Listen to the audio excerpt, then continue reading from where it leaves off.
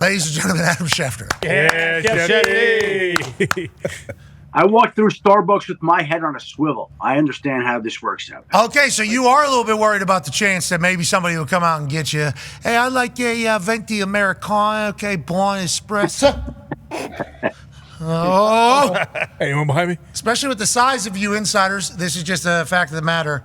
One of them much taller than the others. And it seans like he's the one that's kind of on the prowl. He's ready to. Yeah, so you maybe don't do this here, Schefter. Maybe you need to do this number first.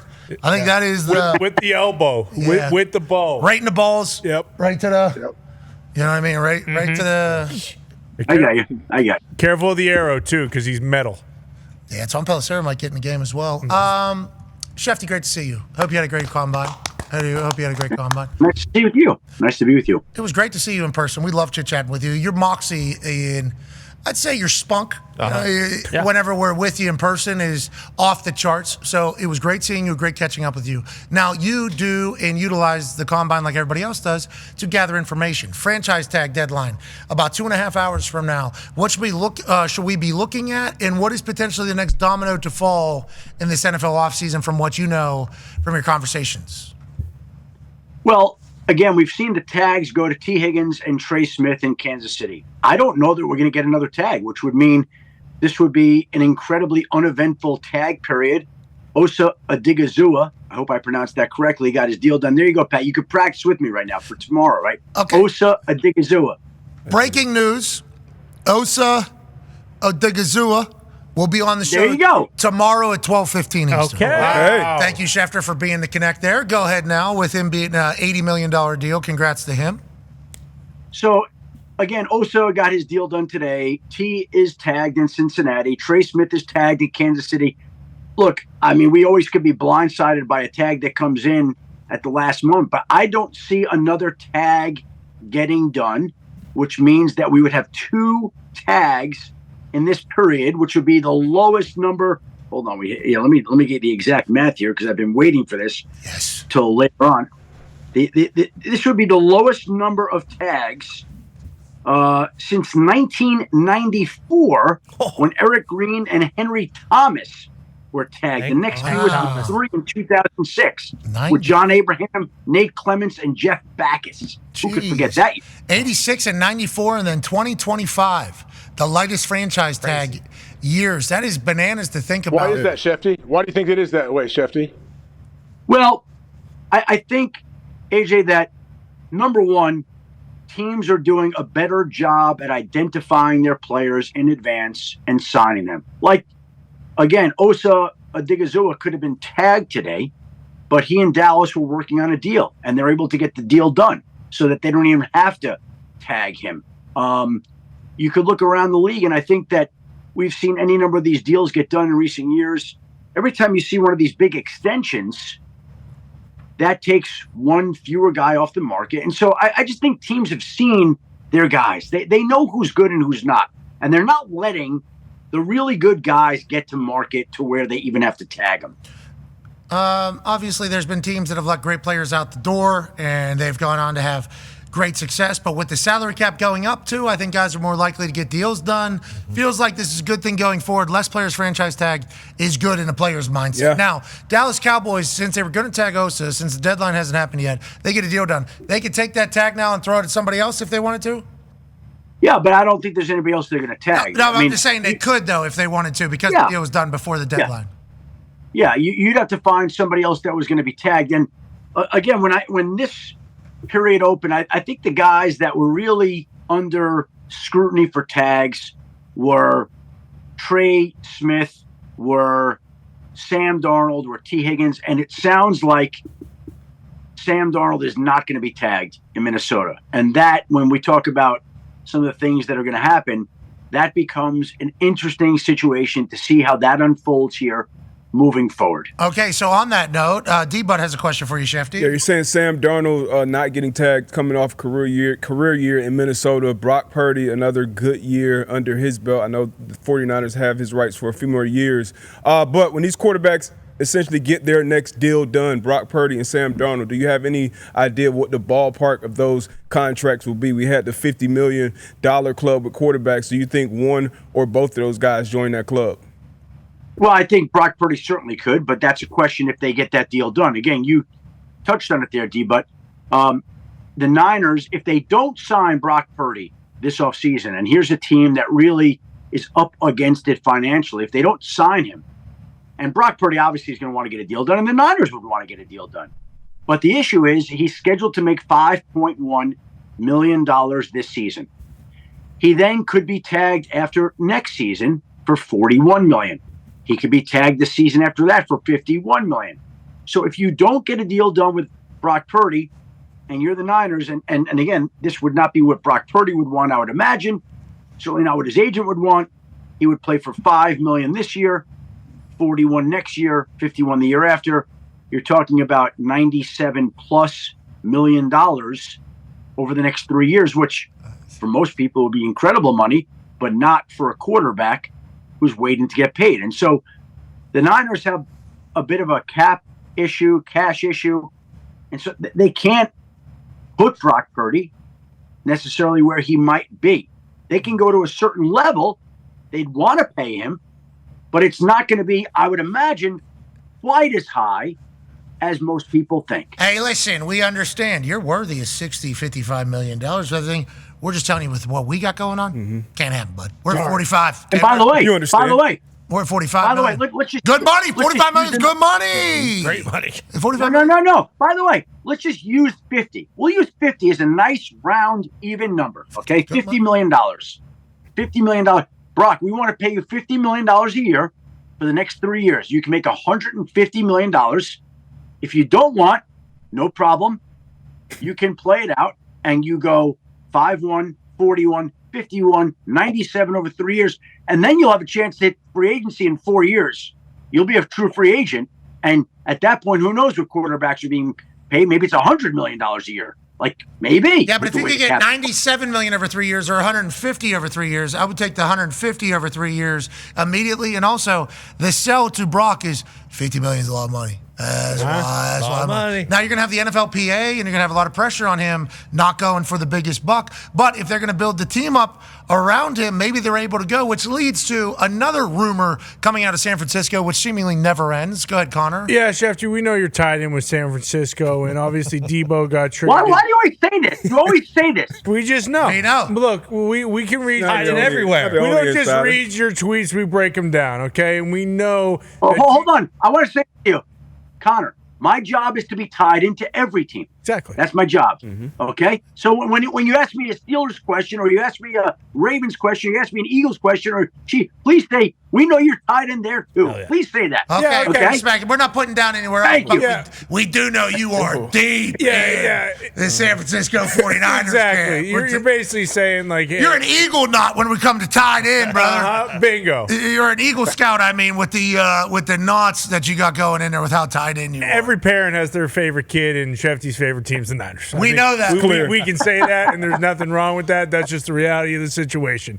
Okay, and last week, Debo Hold on. I'm getting simultaneous texts from the Seahawks, Rams, and Cardinals right now. Okay. They're pissed off that I'm showing favorite nation status to the 49ers. You're ruining his relationships in the NFC West, brother. You're not doing that. We know you would never say that they're your favorite. We are just saying that based on your, Twitter, some of the things that you say at times. But last week, Debo, he gets traded. Obviously, immediately after that, there's people on the internet calling him a fatso and that was going on. He tweeted like, whoa, I'm not a fatso, and get ready for this new bod that's coming for the Washington Commies next year. That'll be awesome. Now, the rumors are circulating that Brandon Aiyuk might be getting moved, and obviously John Lynch mentioned, we got to get younger, and with these looming contracts, it makes sense they need to kind of get cheaper as well. Is Aiyuk kind of available? Are teams calling for Brandon Aiyuk, and is his injury from last year and the, lots of money contract that he has currently, is that going to hurt his trade status going into next year?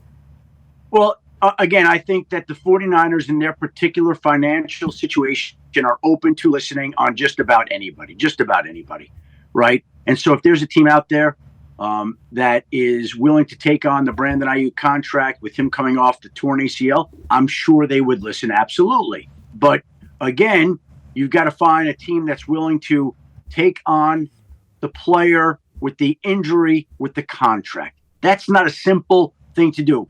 Look, if there's no knee injury, it's a simple deal.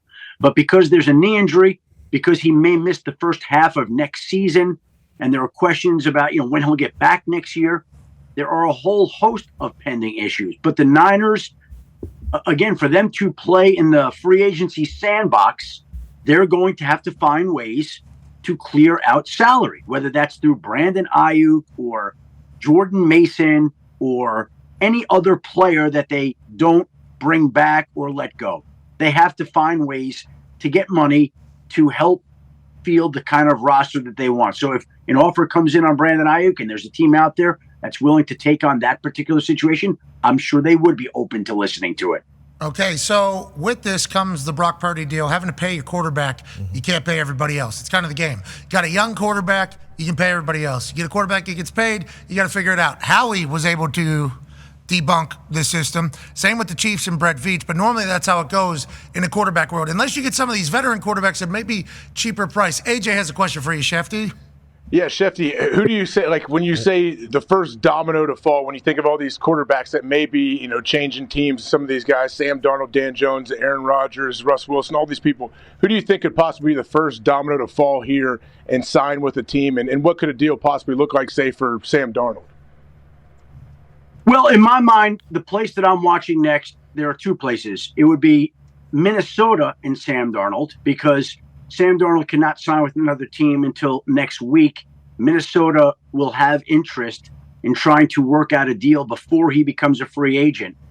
And so they are open to bringing him back. The question is, can the two sides figure out a deal that's worthwhile? The other place to watch this week would be the Pittsburgh Steelers, because they currently do not have a quarterback under contract. It's tough to go into free agency, to go add to your offense when you have no idea who's playing quarterback. And that's why I think they're going to spend this week working on getting a deal done with either Justin Fields or Russell Wilson. I would imagine Justin Fields is first up in the pecking order. We'll see if they can get something worked out there. If not, it's easy to pivot on to Russell Wilson, and we'll see how this works out. But I would think Pittsburgh is determined to try to get one of these quarterback deals done in the coming days so that it has some clarity going into free agency. And that doesn't mean they couldn't add another quarterback at some point in time.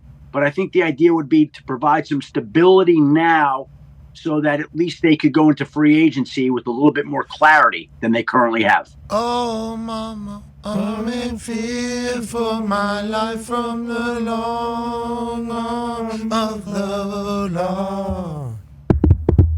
They don't have a quarterback. They got a lot more of the fear than the long arm of the law, brother. Yeah. Is that the most important position in all of sports? Yep. Is that the one that matters the most? Yep. Got no quarterbacks on the roster. Hasn't had a losing season in a long time. Maybe they'll go to a wide receiver and have him play quarterback. You broke some news right before you came on the program. Go ahead, Tone. Yeah, Schefter, you're dialed in with the NFL. So I wanted to ask you just broke the news that Davante Adams was released officially. We knew we figured it was coming.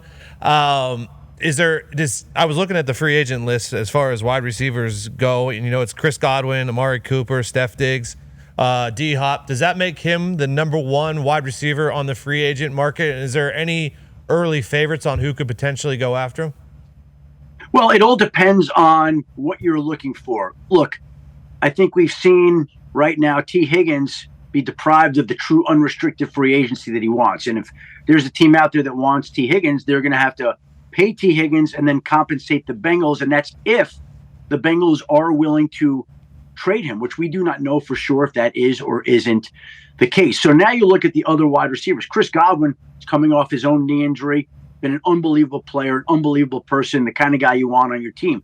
Davante Adams is older, still a highly productive player. I think there's just a group of wide receivers. I don't know that I'm placing one above the other. I think it just depends on the team, how they value each player, but nobody was going to trade for Davante Adams' contract. When we go back to Deebo Samuel last week being traded to Washington, he was due $17.5 million. And really, the Niners didn't get a lot of interest. They spoke to Houston, they spoke to Denver, but in the end, the only team that was really willing to move at that point in time on Deebo was the Commanders because of the salary at $17.5. Well, Davante was due double that. 39 or something. Sheesh. so that you were never going to find a trade partner for Davante Adams. It was never realistic. And that's why the Jets have essentially granted him his release. He now hits the open market and becomes one of the top free agent wide receivers out there. Where does he fit? I think, look, he's been through it the last couple of years. He's played in Vegas, didn't have a quarterback. He played in New York. They struggled and lost. Without having spoken to Davante about this, I'm going to guess he wants to play for a winner. He's going to want to play where he's utilized, where they depend on him, and where he's got a chance to win games. He's going to the Chiefs. This guy's going to the Chiefs. Oh, no. Oh, no. I can see it. You said that. I didn't say that. I just think that he's going to the Chiefs. Want to go to a place. Bills? No. Well, there are a lot of plays. How about, we could go over any number. The Packers. Yeah. How about bingo. the Packers if you want to go back? Well said. How Jesse. about Philly? Hold on. Didn't they say something about him and Josh McDaniels? Yeah, they have a good rapport in New England, but if we're talking winners, that wouldn't be like. Okay, got it. You just said that, not me. How many games we won last year? No, hey, listen, I agree. But again, hold on. But New England, and I don't know this, but New England might be willing to pay him more than those other teams. New England's got over $100 million in cap space. So now, Davante, do you want to make more in New England if the Patriots are interested, or do you want to take less and go to a more certifiable? These are the decisions that every player is going through. These are the decisions that every team is going through. And so you can't just apply a simple formula to this. These are complicated, nuanced, layered decisions. Humans are making decisions about their lives. Happiness, are you choosing to check over the incredible opportunity? And if you choose to check over the opportunity in like a year from now, are you going to regret doing that and maybe say, I'm out of here, get me out of here. I can't be doing this. I'm done with irrelevant football games. That happened down in Miami, obviously, with Tyreek Hill. As soon as he signs with Miami for the massive check, leaving the Chiefs, we all say, okay, he's going to take the bag, but then you don't win a couple years in a row, and it's like, I hate this. This is not what life is supposed to be like. So there's a lot of decisions that have to be made. We would all like to see Davante back in primetime football. I think we would all agree. A lot of people are saying he and Aaron might be a tandem. I don't know if that's true. Especially if Davante's able to get some payment. And you talk about New England, opportunity and compensation is what they have up there. That's what they got. And to your point, there was a report about McDaniels and that, Davante was very successful in his offense. And I'm sure Davante sees what we all see. Drake May's got a lot of Aaron Rodgers. All right. So maybe let's just something to think about. If this goes how anything has gone over the last 5 years, Davante Adams going to the Kansas City Chiefs. And that is going to be a wild situation when it takes place. But no matter where he goes, we can't wait to see him playing ball again. Speaking of playing ball again, will Myles Garrett ever be back in Cleveland? Ty has a question for you. Yeah, Schefter, what's going on there? Most recently, we've heard that he's basically said, hey, listen, I'm not negotiating at all. I do not want to be a Cleveland Brown. Did you hear anything at the Combine or otherwise that suggests possible trade partners? We know that the Lions kind of checked him at the deadline last year. He wants to go to a contender. Are there any teams that are popping up, and are we any closer to Myles Garrett potentially getting moved? This was the text I got last week, okay? Myles is not open to discussing a contract extension with Cleveland. This has nothing to do with money. He wants to go win, and he wants to go to a place he feels he has a shot at doing that immediately. Now, the Browns feel just as strongly that they're not trading Myles Garrett. So somebody here is going to have to give, or we're going to have to see how this unfolds. I've always felt like this was a question of how dug in Myles Garrett is going to be. Because if he's dug in and he refuses to report back there and he makes it messy, then eventually he's going to get what he wants. But the process of getting there is going to be very tense and very complicated and very ugly. So I don't know how far he's willing to push it. It's one thing to say he's not willing to talk about an extension with Cleveland. He wants to go to a place that wins. It's March 4th. You can say that. Is he still saying the same thing on August 4th if and when nothing's happened? And I don't have the answer to that. Nobody does right now. So, again, all we've known is that the Browns have been unwilling to budge. The situation with Myles is he right now is not interested in talking about an extension. And I know we've got these questions and and speculation about where Myles Garrett's going to wind up. And that'll be interesting if Cleveland moves off its stance. But, I know Philly's been floated out there. I've had Eagles fans like, are we trading for Myles Garrett? Like, there are no absolutes at this time of the year. Anything is always possible. But I don't know how Philadelphia, who is going to have to pay Cam Jurgens and Jordan Davis from the class of 2022, and Jalen Carter and Nolan Swift from the class of 2023, and Quinyon Mitchell and Cooper DeJean from the class of 24, and draft and re-sign some of its own players like they're going to want to bring back Zach Vaughn. How are they finding the money, not to mention the compensation, to go out and get Myles Garrett? Like, is that real? Yeah. I guess things always could happen. Howie's a dog. Howie has this ability. He is. He's an absolute dog. Now, granted, Andrew Berry is obviously going to be the one who's going to have to be on the other side of that conversation and maybe has them and everything like that. He's seemingly not moving, but as you've noted, that doesn't mean anything, especially with the history in the NFL. Myles Garrett getting added to that Vic Fangio defense over there with all the changes that they make. I couldn't even fathom if Howie's able to reload like that. But to the victors go the spoils and the downfalls. Going to have to pay everybody. Excited to see how they navigated. Schefter, we appreciate the hell out of you, man. Thank you so much for taking the time on this glorious franchise tag deadline Tuesday. Gentlemen, it was always a pleasure. Have a great day and enjoy Osa Odigizua tomorrow. Thank you for making that happen for us. Ladies and gentlemen, Adam Schefter. Hey.